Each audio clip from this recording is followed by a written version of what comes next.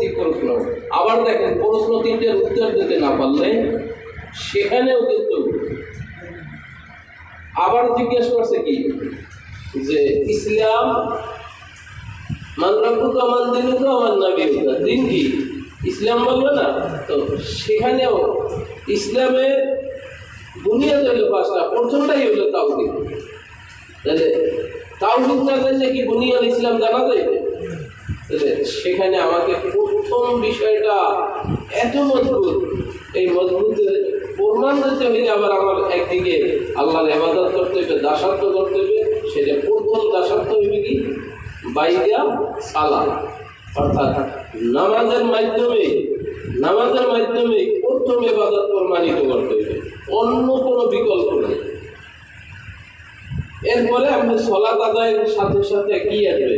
ইন্না সালাতা তানহা আনিল ফাহশাই ওয়াল মুনকার। এখানে এই যে সালাত, এই সালাতের ভিতর দিয়ে দেখবেন আপনার অন্য ইবাদতের সাথে সংশ্লিষ্টতা আছে।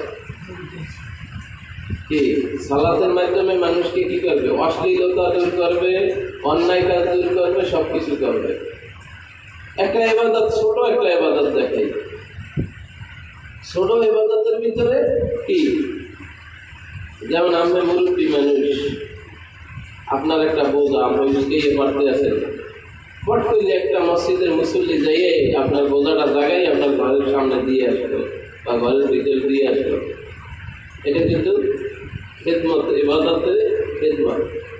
এই ইবাদতের খেদমাটা আসে কার ভিতরে?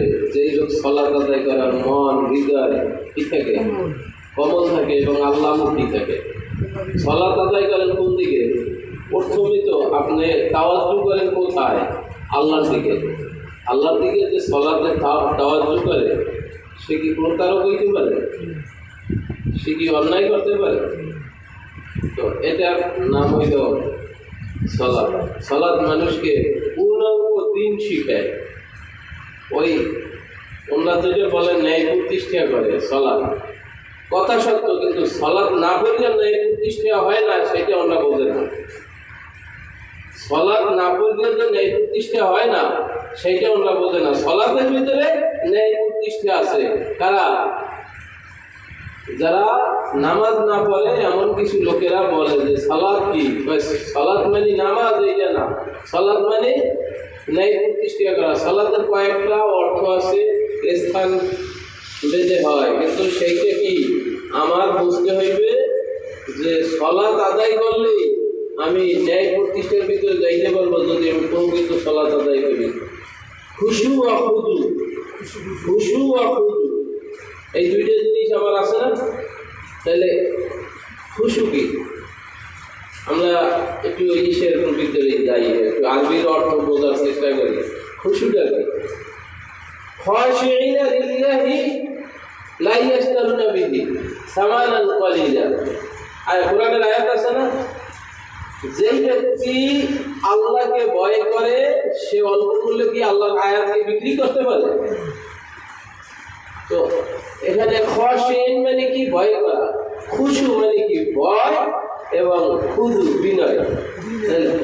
ভয় ভীতি এবং বিনয় একাগ্র চিত্তে যে সালাত আদায় করে, তা যার ভিতরে আল্লাহর ভয় থাকবে, আল্লাহর সামনে দণ্ডায়মান করবে, তাহলে সেখানে একটু ছোট মানুষেরা আসে নাই, তাহলে কি গুতাগুতি করতে পারে?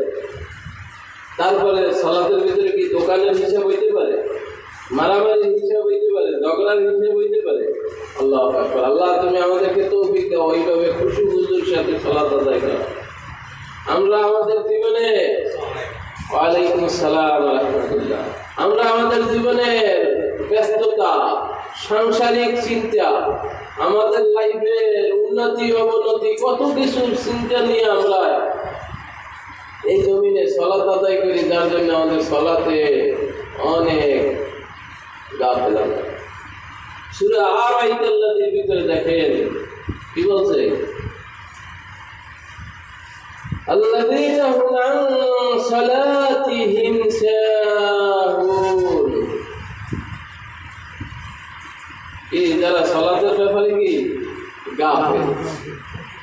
আমি কিন্তু ইসলামের বুনিয়াদের ব্যাপারে আলোচনা শুরু করছি, কিন্তু ইসলাম কি সেইটা সহ কিন্তু আমি আলোচনা করতে চাইছি যে কারণ রসুলের কাছে প্রশ্ন করছে ইসলাম কি জিনিস, তখন কিন্তু এই 5টা জিনিসই বলছে না।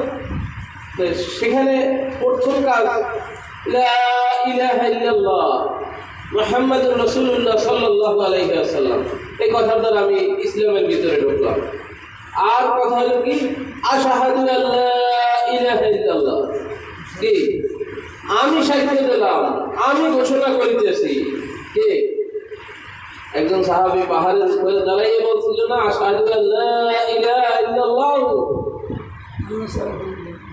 ওয়া আশহাদু আন্না মুহাম্মাদান আবদুহু ওয়া রাসূলুহু। তো উনি ঘোষণা করছেন বলিষ্ঠ কণ্ঠে যে পৃথিবীবাসীকে আমি জানাই দেব যে আল্লাহ ছাড়া অন্য কোনো মাবুদ নাই। তো এখানে যে মাবুদ আমার ওই ঘোষণার ভিতরেই কিন্তু আমি সালাতের ভিতরে আসছি, কি আল্লাহ ছাড়া কোনো উপাস্য নাই আমি ঘোষণা করছি না। তাহলে উপাসনা করব, সেই করার মাধ্যমটা কি? প্রথমে বলছে সালাত তোমার উপাসনার মাধ্যম, তারপরে দ্বিতীয়বার বলছে তোমার উপাসনার মাধ্যম হয়েছে কি রোজা, তারপরে তৃতীয়বারে বলছে কি তোমার উপাসনার মাধ্যম হয়েছে যাকাত, তারপরে পঞ্চমবারে বলছে যে তোমার উপাসনার মাধ্যম হয়েছে তোমার যদি পয়সা থাকে এবং শারীরিক যোগ্যতা থাকে এবং মেন্টালিটি থাকে, তাইলে বাইতুল্লাহ তোমাকে অবশ্যই হজ করতে হবে।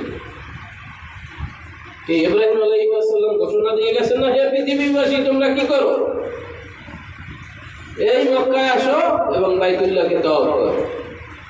আর তোমাদের জন্য কি করা হয়েছে? বাইতুল্লাহকে পবিত্র করা হয়েছে, নিরাপত্তা দান করা হয়েছে। যে বাইতুল্লাহ প্রবেশ করবে, মাকামে ইব্রাহিমে প্রবেশ করবে, সে নিরাপত্তা। তো এখন আমাদেরকে বুঝতে হইবে যে আসলে লা ইলাহা ইল্লাল্লাহ আল্লাহ ছাড়া কোনো মাবুদ নাই। বাকি 4টা কাজ, কি নামাজ, রোজা, হজ, যাকাত, ওইটা কিন্তু প্রথম কথার দ্বারাই আমি স্বীকার করে নিছি, মানিয়ে নিছি। কি ঠিক কিনা? ঈমান আনার জন্য কি সর্বপ্রথম মুখে স্বীকার করা, তারপরে অন্তরে বিশ্বাস করা, এরপরে কাজে পরিণত করা। এই যে বাকি 4টা জিনিস কাজে পরিণত করতে হয় না? তাহলে ইসলাম কি পীরের কাছে যাইয়া গ্রহণ করতে হয়? ইসলাম পীরের কাছে যাওয়া না, ইসলামকে শিখতে হলে কি করতে হবে? যেটা হলো ওয়াল আসর, এই সময়ের কসম, ইন্নাল ইনসানা লাফি খুসর, পৃথিবীর সমস্ত মানুষ ক্ষতিগ্রস্তর ভিতরে আছে, ইল্লাল্লাযিনা আমানু ওয়া আমিলুস সালিহাত। দেখেন প্রত্যেকটার সাথে প্রত্যেকটা যদি না মেলে তাইলে বলবেন হুজুর কথা কাজ মিলাইতে পারেন না।